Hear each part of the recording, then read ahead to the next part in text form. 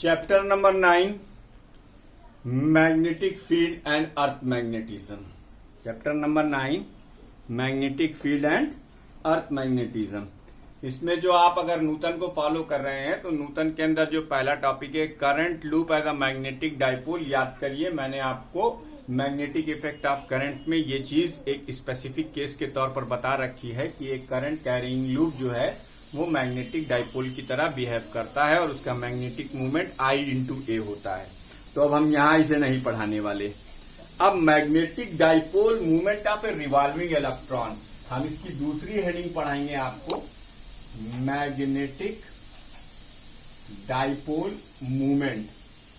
Magnetic dipole movement of a revolving electron. Magnetic dipole movement of a revolving electron. Magnetic dipole movement of a revolving electron. ठीक, अच्छा, जब हम current का topic discuss कर रहे थे, चलो लिख देते हैं, consider an electron of charge E revolving around a nucleus of H atom in circular orbit. In circular orbit of radius r. मान लेते हैं कि एक इलेक्ट्रॉन है जो कि E चार्ज रखता है और वो एक हाइड्रोजन एटम में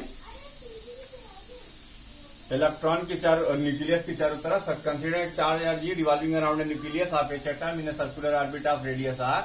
late Me is the mass of the electron,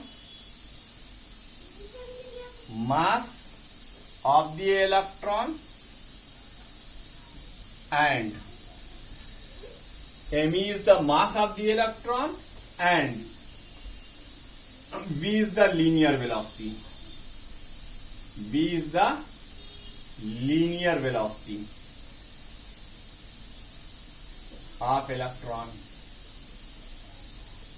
ठीक, अब ये एक न्यूक्लियस है जिसमें एक प्रोटॉन है, उसके चारों तरफ r रेडियस की ऑर्बिट में एक इलेक्ट्रॉन चक्कर लगा रहा है जिसकी लीनियर वेलोसिटी v है और जिसका चार्ज E है। ठीक, तो इक्विवेलेंट करंट क्या होगी भाई? इक्विवेलेंट करंट निकाल लेते हैं। इक्विवेलेंट करंट I की वैल्यू होगी E/T, where T is time period, where T is time period. ये टाइम पीरियड हो गया। ठीक, I is equal to E/T। अब आप जानते हैं हम टाइम पीरियड को सरकमफियरेंस अपॉन लीनियर वेलोसिटी कर सकते हैं। सरकमफियरेंस यानी 2πr, लीनियर वेलोसिटी ऊपर मानी v, तो ये हो गया EV/2πr। ये करंट की वैल्यू आ गई।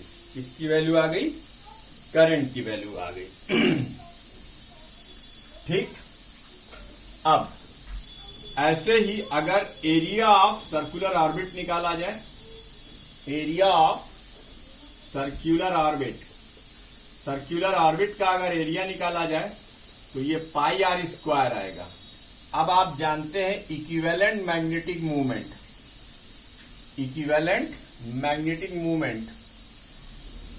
चलो जब स्टेप बदल रहे हैं तो पेन भी बदल देते हैं। इक्विवेलेंट मैग्नेटिक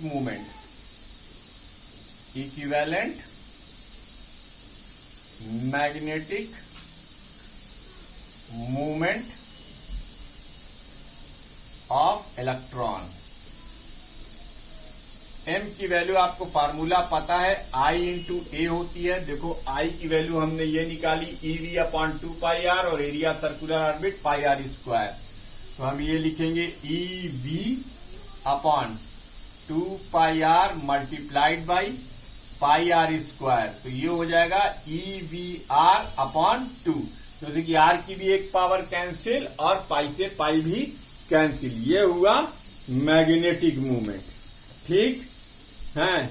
अब चलिए क्लास 11th में जहां मैंने आपको बताया था what is angular momentum, the movement of momentum about an axis of rotation is angular momentum and the angular momentum of revolving electron, the angular momentum of revolving electron, revolving electron, इसकी value होगी MeV into R. ठीक। According to Bohr's theory of quantization, Bohr's की quantization theory chemistry में first chapter में आपको पढ़ाई जाती है। फिलहाल घबराइएगा नहीं, इस साल ये मॉडर्न फिजिक्स में हम भी आपको पढ़ाएंगे। ठीक है। तो अकॉर्डिंग टू बोर्स थ्योरी, ये हटाओ, तुम्हारे यहाँ बोर्स थ्योरी का कॉन्सेप्ट नहीं दिया हुआ है, तुम्हारे हिसाब से चलते हैं। तो ये जे है। एक काम करो बच्चा पार्टी, इसको लिखो इक्वेशन नंबर 1 और इसको लिखो इक्वेशन नंबर 2। ठीक। तो magnetic dipole movement of A revolving electron तो हमने निकाल ही लिया, और ये एक काम करते हैं, m/j कर लेते हैं, m/j। तो m की वैल्यू क्या है, EVR है, EVR/2, और j की वैल्यू क्या है, ME इंटू VR है। देखो कितना सुंदर रिलेशन आया, E/2m।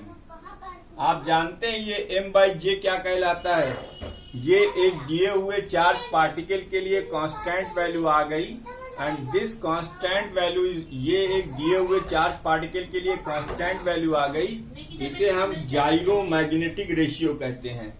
इसे क्या कहते हैं, जाइरो magnetic ratio of electron. Magnetic movement तो मैंने यही निकाल दिया, लेकिन इसमें एक चीज मैंने और आपको बता दी, m/j ये कहलाता है जाइरो magnetic movement, जाइरो magnetic movement of electron.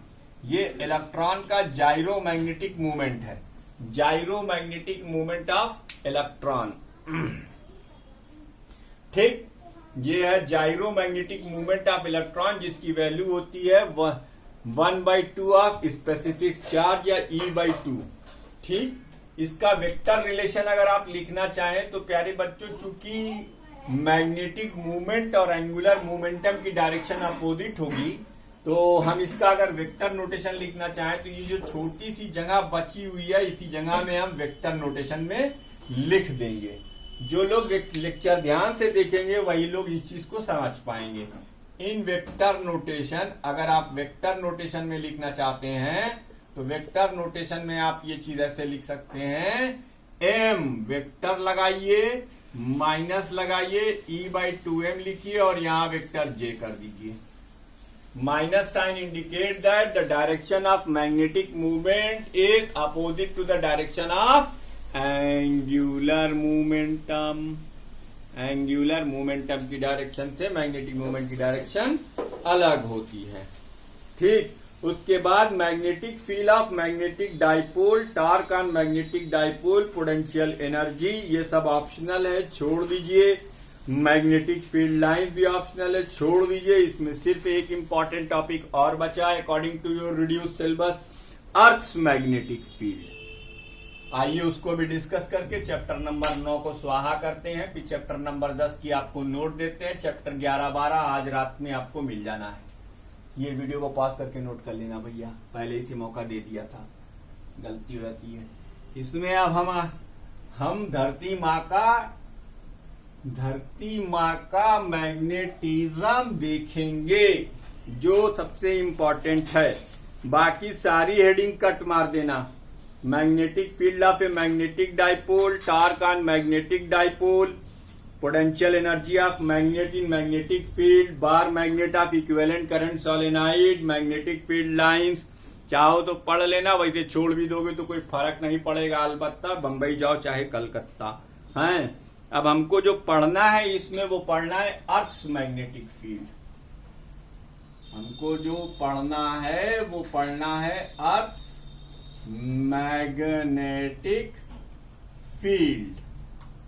अर्थ की मैग्नेटिक फील्ड क्या होती है, धरती माँ के पास मैग्नेट है, इस बात का सबूत तीन चीजें देती हैं। Evidence in the support of earth magnetism, evidence in the support of earth magnetism.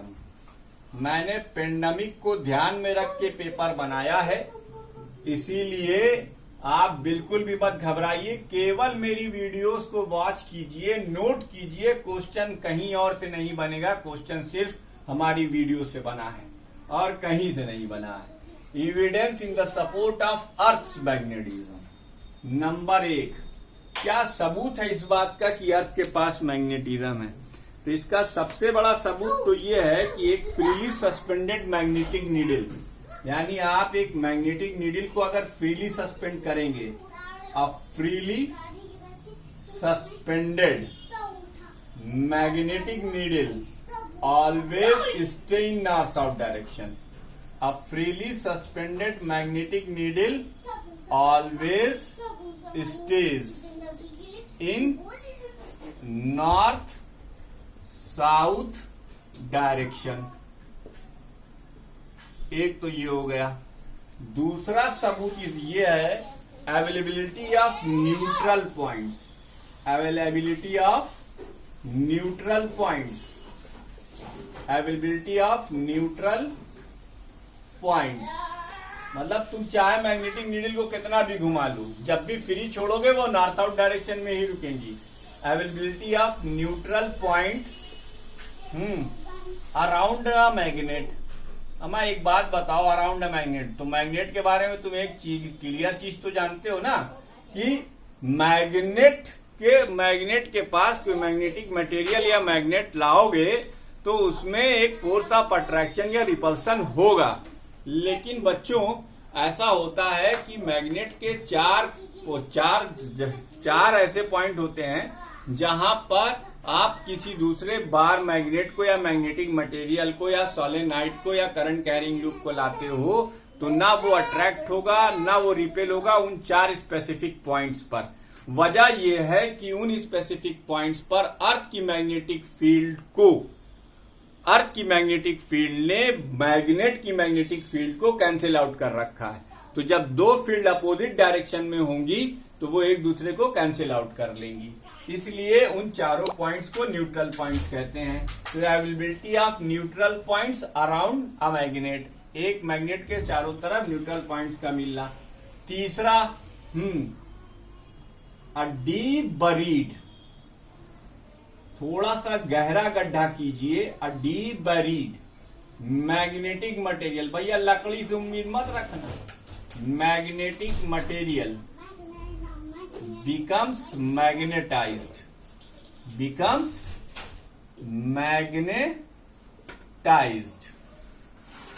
a deep buried magnetic material become magnetized after few days।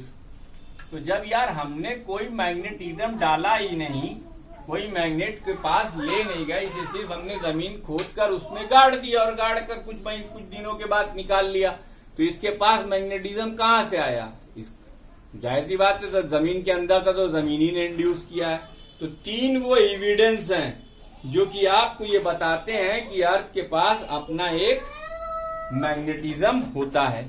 आइए अर्थ के मैग्नेटिज्म को और अच्छे से समझने के लिए हम यहाँ पर ग्लोब बना रहे हैं। ये देखिए, ये ग्लोब नहीं यार, इस पेज पे नहीं बनाएंगे, तुम जरा इसे नोट करो। तो देखिए इस पेज पे बना नहीं पाएंगे ठीक से, इसे नोट कर लेना। अब हम अर्थ की मैग्नेटिक फील्ड समझाने के लिए ग्लोब बनाने जा रहे हैं।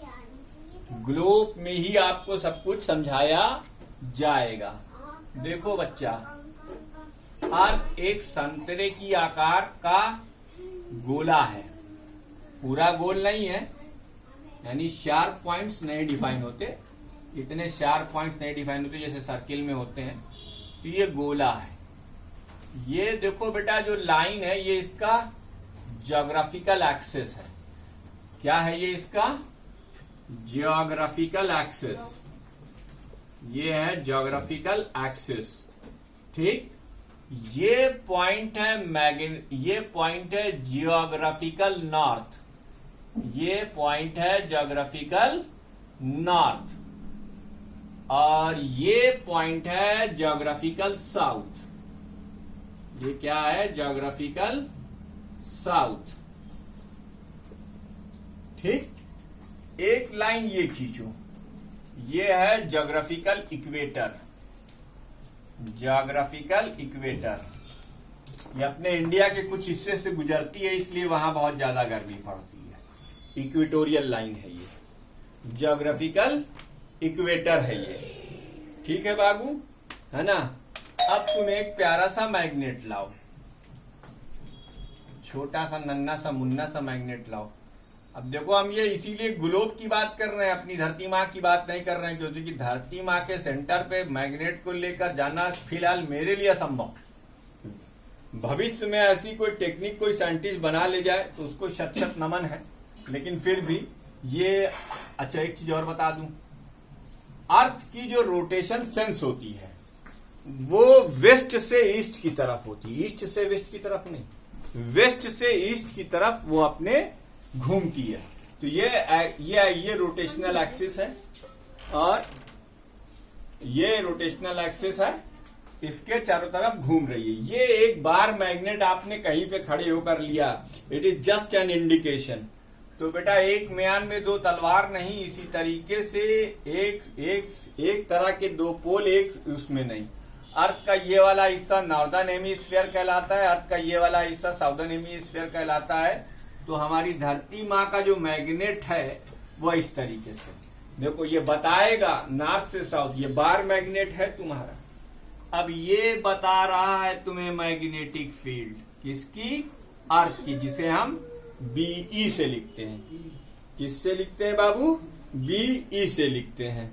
ठीक है, तो अब ये इसका एक्सिस हुआ, इसे आप कहेंगे मैग्नेटिक एक्सिस। क्या कहेंगे? मैग्नेटिक एक्सिस कहेंगे।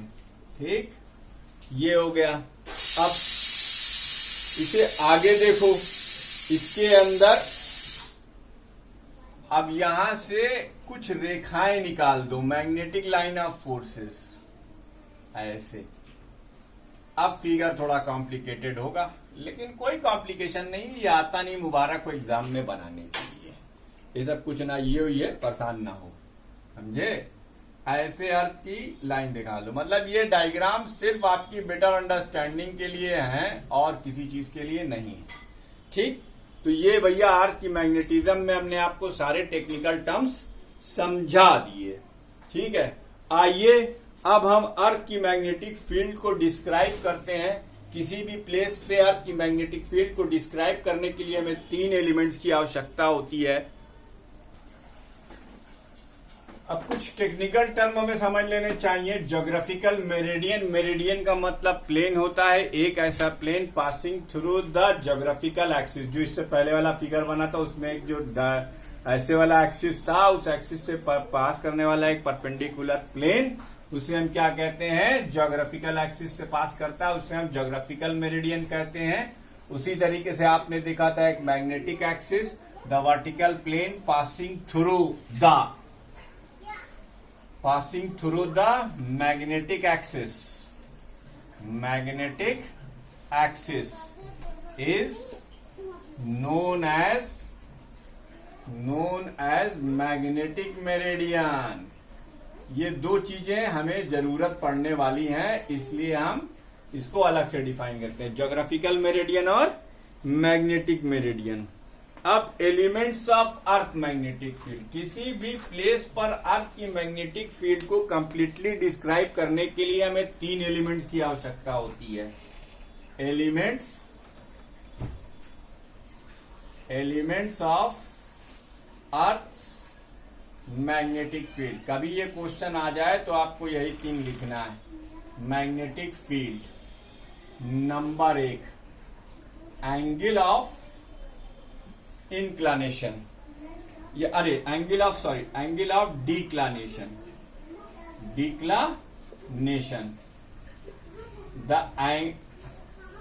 Angle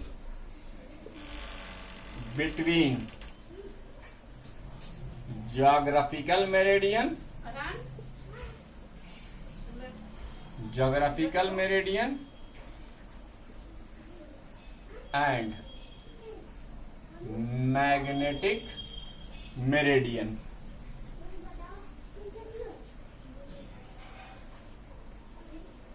At any place is known as angle of declination. Angle of declination, इसे हम एंगल ऑफ डिक्लानेशन कहते हैं। ठीक, इसे यूजुअली हम अल्फा से डिनोट करते हैं। उसके बाद दूसरा टेक्निकल टर्म है एंगल ऑफ डिप या एंगल ऑफ इंक्लानेशन। एंगल ऑफ इंक्लानेशन और डिप। ठीक, the at any place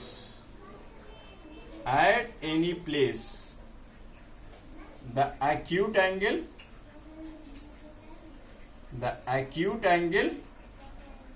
made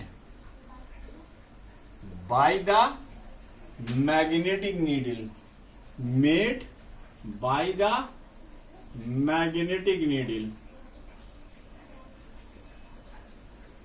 at any place the acute angle made by the magnetic needle with the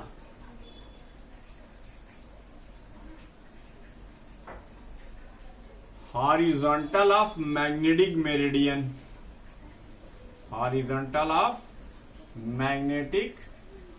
meridian is known as angle of dip or inclination। Angle of dip और inclination, इसको usually theta से represent करते हैं। The angle of dip is measured by an instrument known as dip circle. The angle of dip is measured by an instrument known as dip circle। अब dip circle क्या होता है इसे हम बताते हैं, इसे नोट कर डालो बच्चों। तो ज्योग्राफिकल मेरिडियन समझना है। Vertical plane passing through the geographical axis is known as geographical meridian. Vertical plane passing through the magnetic axis is known as magnetic meridian। Elements of earth magnetic field में 3 होते हैं, 2 बता दिया। Angle of डिक्लानेशन